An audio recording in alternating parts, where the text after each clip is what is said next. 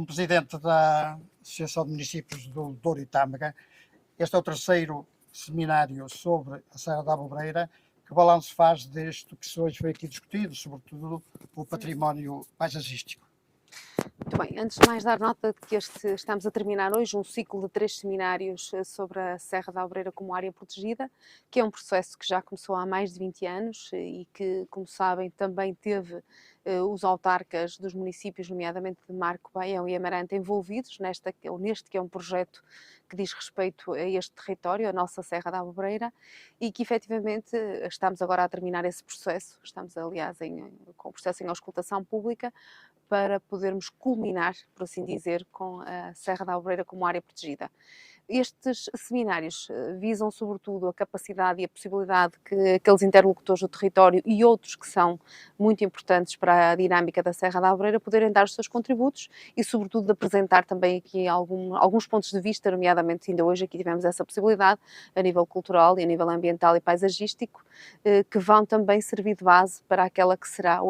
o modelo de gestão desta área protegida. Até agora estivemos a fazer estudos durante estes anos todos, agora estamos na fase de constituição da Serra da Aboboreira como área protegida, mas depois temos aqui um desafio ainda maior do que este, ou porventura, se calhar o maior deles todos, que é fazermos a gestão desta área e sabermos conciliar aquilo que são os interesses da população que vive na Serra, aquilo que são os interesses dos autarcas que gerem também este território e aquilo que são os interesses daqueles que vêm à Serra da Aboboreira com muitas expectativas em termos turísticos, no turismo cultural, no turismo ambiental, paisagístico e, sobretudo, também naqueles que são os agentes que trabalham a Serra da Aboboreira, que são os agentes turísticos e têm como objetivo a dinamização e a potenciação também da Serra como atrativo turístico. Para conciliar estes interesses todos, estes seminários têm sido, sobretudo, do ponto de vista da discussão, excelentes fóruns de discussão, de sugestões para as autarcas. Sobretudo fala-se aqui do envolvimento da população, da que reside na Serra da Aboboreira, com este novo paradigma todo que vai existir. É uma preocupação que têm tido e que está, se calhar, explanada nesta... Sim, esta nossa preocupação de envolver a população surgiu desde logo no modelo de concretização da Serra da Aboboreira como área protegida. Nós envolvemos os senhores presidentes de junta, que são aqueles que representam a sua população, reunimos com eles, explicámos-lhe o que era,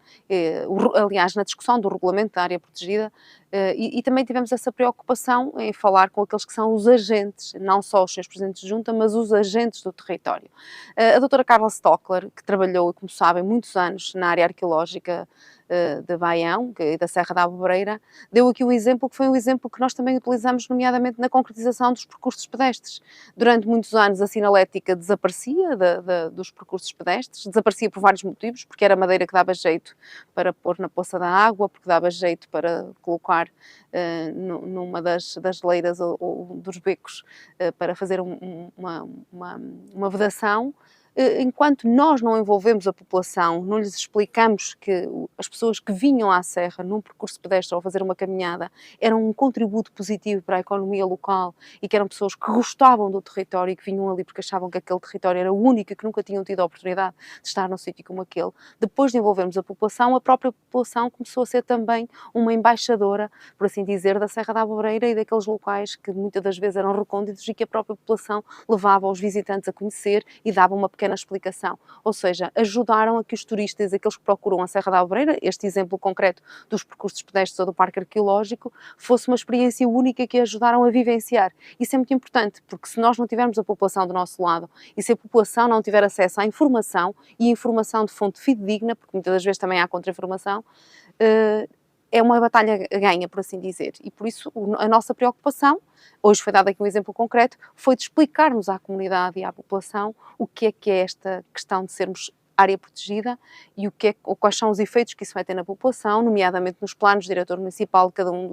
dos municípios, e depois disso trazer os autarcas e os agentes para esta discussão e ajudar-nos nessa difusão do conhecimento de fonte fidedigna, como eu digo. É a melhor forma de combatermos. Uma área aberta à educação, não é? é importante envolver as crianças nestes Sim, projetos. este projeto da área protegida da Serra da Alvoreira tem uma dinâmica e um projeto próprio pedagógico. Nós distribuímos material pedagógico sobre a Serra da Alvoreira, da fauna, da flora, do património cultural, do património arqueológico e estamos a trabalhar com os agrupamentos de escolas nos 3 municípios onde distribuímos essa mala pedagógica, que é assim o nome, para que as crianças também conheçam a nossa Serra da Alvoreira e reconheçam, sobretudo, a importância que ela tem em termos de património para que estas crianças sejam também os futuros embaixadores da Serra da Alvoreira. E esse foi um propósito, e muito bem, ainda bem que lembrou, porque é importante também dar nota de que nós, além de trabalharmos com a população em geral, estamos também a formar público na Serra da Alvoreira com as nossas crianças. Neste momento é possível antecipar em que altura vai entrar, em que altura será publicada no Diário da República?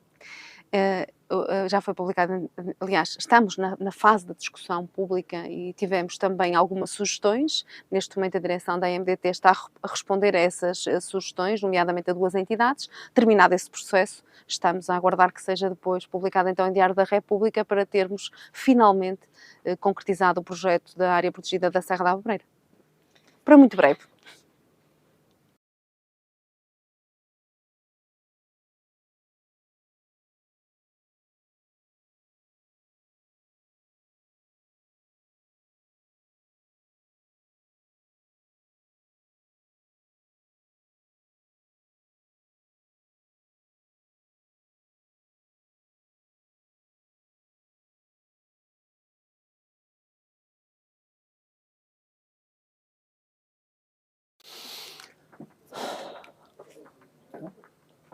Os-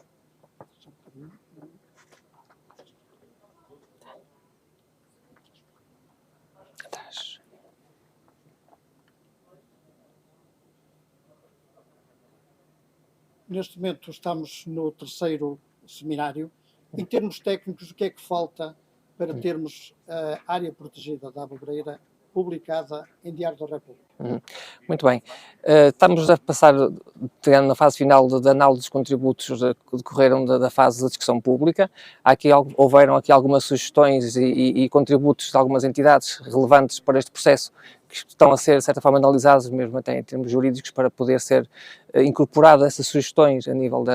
daquilo que será a criação da passagem protegida regional da Serra da Alvoreira e, portanto, estamos mesmo no final dessa análise que penso que até ao final do presente mês conseguiremos ter isso concluído para então submeter à Assembleia Intermunicipal da Associação de Municípios de Ouro e Tâmega a criação formal da passagem protegida, porque essa vontade já existe, já está formalizada, para depois ser publicada em Diário da República e assim formalmente estar constituída.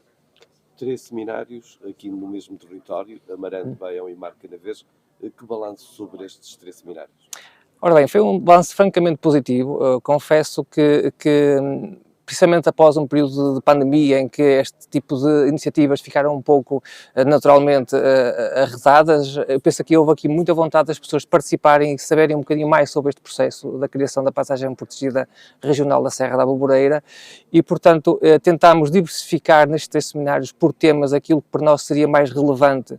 abordar e que teria interesse natural para este processo. Portanto, no primeiro seminário em Amarante falámos sobre as oportunidades criadas pela criação de uma área protegida desta natureza, onde chamámos